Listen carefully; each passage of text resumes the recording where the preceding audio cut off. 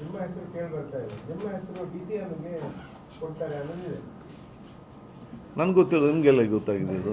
ನಿಮ್ಗೆ ಗೊತ್ತಿರಬೇಕು, ಯಾಕಂದ್ರೆ ಈಗ ಜಮೀರ್ ಅಹಮದ್ ಅವರಿಗೂ ನಿಮ್ಗೂ ಒಂದು ಪೈಪೋಟಿ ಇಲ್ಲ, ಯಾವುದೇ ಪೈಪೋಟಿ ಇಲ್ಲ. ಪೈಪೋಟಿ ಅಂದರೆ ಎಲ್ಲಿ ಪ್ರಶ್ನೆನೇ ಇಲ್ಲ. ನೀವೇನು ಕೇಳಿದ್ದೀರಿ? ಯಾವುದು ಅಲ್ಲ, ಪೈಪೋಟಿ ಇಲ್ಲ ಇದರಲ್ಲಿ. ಎಲ್ಲ ಒಬ್ಬರಿಗೊಬ್ಬರು ಸಹಕರಿಸಿಕೊಂಡು ಒಬ್ಬರೊಬ್ಬರು ಚೆನ್ನಾಗಿದ್ದುಕೊಂಡೇ ಆಗುವಂಥ ಅದೆಲ್ಲವೂ ಕೂಡ ಪಕ್ಷ ತೀರ್ಮಾನ ತಗೊಳ್ತದೆ ಅಷ್ಟೇ. ಅದು ನನಗೆ ಲಾಸ್ಟ್ ಟೈಮ್ ಇತ್ತು ಮುಂಚೂಣಿಯಲ್ಲಿ.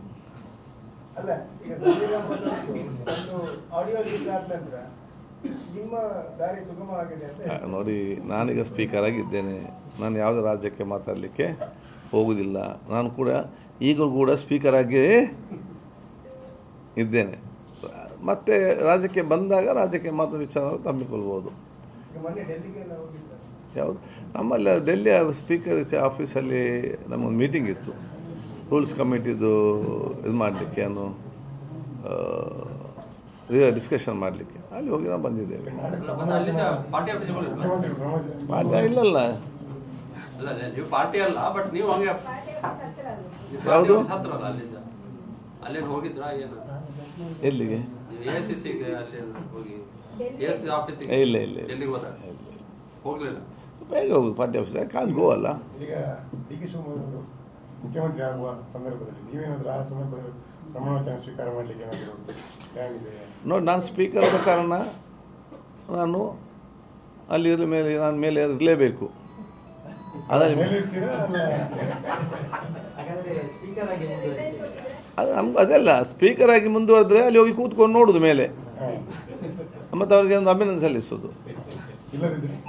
ಇಲ್ಲದೆ ಪ್ರೊಸೀಜರ್, ಕಾನೂನು ಪ್ರೊಸೀಜರ್ ಪ್ರಕಾರ ಹೇಗಿದೆ ಅದು. ಆದರೆ ಆಗದಿದ್ರೆ ಮುಂದೆ MLA ಆದರೆ ಮುಂದೆ ಕೂತ್ಕೊಳ್ಳೋದು, ಸ್ಪೀಕರ್ ಆದರೆ ಮೇಲೆ ಕೂತ್ಕೊಳ್ಳೋದು, ಮಂತ್ರಿ ಆದರೆ ಪ್ರಮಾಣವಚನ ಸ್ವೀಕರಿಸೋದು. ಏನಂತ ಗೊತ್ತಿಲ್ಲ, ಯಾವ ಬಂದ ಆ ರೀತಿ ಹೋಗುವ, ಯಾಕೆ ಟೆನ್ಷನ್ ಮಾಡೋದು? ಯಾವುದು ನಾನು ನಿಮ್ಮ ಹತ್ರ ಕೇಳೋದು, ನನಗೆ ಗೊತ್ತಿಲ್ಲ ಏನಾಗಿದೆ ಅಂತ ಹೇಳಿ. ನಿಮ್ಮ ಹೆಸರು ಕೇಳಿ ಬರ್ತಾ ಇದೆ. ನಿಮ್ಮ ಹೆಸರು DCMಗೆ ಕೊಡ್ತಾರೆ ಅನ್ನೋದಿದೆ. ನನಗೆ ಗೊತ್ತಿಲ್ಲ, ನಿಮಗೆಲ್ಲ ಗೊತ್ತಾಗಿದೆ ಇದು. ನಿಮ್ಗೆ ಗೊತ್ತಿರಬೇಕು, ಯಾಕಂದ್ರೆ ಈಗ ಜಮೀರ್ ಅಹಮದ್ ಅವರಿಗೂ ನಿಮ್ಗೂ ಒಂದು ಪೈಪೋಟಿ ಇಲ್ಲ, ಯಾವುದೇ ಪೈಪೋಟಿ ಇಲ್ಲ. ಪೈಪೋಟಿ ಅಂದರೆ ಎಲ್ಲಿ ಪ್ರಶ್ನೆನೇ ಇಲ್ಲ. ನೀವೇನು ಕೇಳಿದ್ದೀರಿ? ಯಾವುದು ಅಲ್ಲ, ಪೈಪೋಟಿ ಇಲ್ಲ ಇದರಲ್ಲಿ. ಎಲ್ಲ ಒಬ್ಬರಿಗೊಬ್ಬರು ಸಹಕರಿಸಿಕೊಂಡು ಒಬ್ಬರೊಬ್ಬರು ಚೆನ್ನಾಗಿದ್ದುಕೊಂಡೇ ಆಗುವಂಥ ಅದೆಲ್ಲವೂ ಕೂಡ ಪಕ್ಷ ತೀರ್ಮಾನ ತಗೊಳ್ತದೆ ಅಷ್ಟೇ. ಅದು ನನಗೆ ಲಾಸ್ಟ್ ಟೈಮ್ ಇತ್ತು ಮುಂಚೂಣಿಯಲ್ಲಿ. ಅಲ್ಲ, ಈಗ ಜಮೀರ್ ಅಹಮದ್ ಒಂದು ಆಡಿಯೋ ಲೀಕ್ ಆದ ನಂತರ ನಿಮ್ಮ ದಾರಿ ಸುಗಮವಾಗಿದೆ ಅಂತ ನೋಡಿ, ನಾನೀಗ ಸ್ಪೀಕರ್ ಆಗಿದ್ದೇನೆ. ನಾನು ಯಾವುದೇ ರಾಜ್ಯಕ್ಕೆ ಮಾತಾಡಲಿಕ್ಕೆ ಹೋಗುವುದಿಲ್ಲ. ನಾನು ಕೂಡ ಈಗಲೂ ಕೂಡ ಸ್ಪೀಕರ್ ಆಗಿ ಇದ್ದೇನೆ.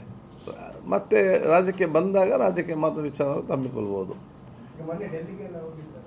ಯಾವುದು ನಮ್ಮಲ್ಲಿ ಡೆಲ್ಲಿ ಸ್ಪೀಕರ್ ಆಫೀಸಲ್ಲಿ ನಮ್ಮೊಂದು ಮೀಟಿಂಗ್ ಇತ್ತು, ರೂಲ್ಸ್ ಕಮಿಟಿದು ಇದು ಮಾಡಲಿಕ್ಕೆ, ಏನು ಡಿಸ್ಕಷನ್ ಮಾಡಲಿಕ್ಕೆ. ಅಲ್ಲಿ ಹೋಗಿ ನಾವು ಬಂದಿದ್ದೇವೆ. ಪಾರ್ಟಿ ಆಫೀಸಿಗೆ ಹೋಗ್ಲಿಲ್ಲ. ಪಾರ್ಟಿ ಇಲ್ಲಲ್ಲ.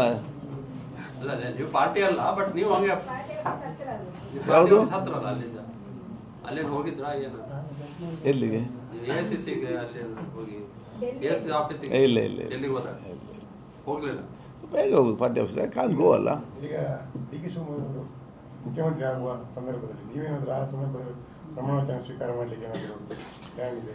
ನೋಡಿ, ನಾನು ಸ್ಪೀಕರ್ ಆದ ಕಾರಣ ನಾನು ಅಲ್ಲಿ ನಾನು ಮೇಲೆ ಇರಲೇಬೇಕು.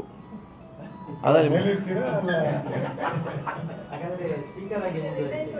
ಅದು ನಮ್ಗೆ ಅದೆಲ್ಲ ಸ್ಪೀಕರ್ ಆಗಿ ಮುಂದುವರೆದ್ರೆ ಅಲ್ಲಿ ಹೋಗಿ ಕೂತ್ಕೊಂಡು ನೋಡೋದು ಮೇಲೆ, ಮತ್ತು ಅವ್ರಿಗೆ ಒಂದು ಅಭಿನಂದನೆ ಸಲ್ಲಿಸೋದು. ಇಲ್ಲದೆ ಪ್ರೊಸೀಜರ್, ಕಾನೂನು ಪ್ರೊಸೀಜರ್ ಪ್ರಕಾರ ಹೇಗಿದೆ ಅದು. ಆದರೆ ಆಗದಿದ್ರೆ ಮುಂದೆ MLA ಆದರೆ ಮುಂದೆ ಕೂತ್ಕೊಳ್ಳೋದು, ಸ್ಪೀಕರ್ ಆದರೆ ಮೇಲೆ ಕೂತ್ಕೊಳ್ಳೋದು, ಮಂತ್ರಿ ಆದರೆ ಪ್ರಮಾಣವಚನ ಸ್ವೀಕರಿಸೋದು. ಏನಂತ ಗೊತ್ತಿಲ್ಲ, ಯಾವ ಬಂದ ಆ ರೀತಿ ಹೋಗುವ, ಯಾಕೆ ಟೆನ್ಷನ್ ಮಾಡೋದು? ಯಾವುದು ನಾನು ನಿಮ್ಮ ಹತ್ರ ಕೇಳೋದು, ನನಗೆ ಗೊತ್ತಿಲ್ಲ ಏನಾಗಿದೆ ಅಂತ ಹೇಳಿ.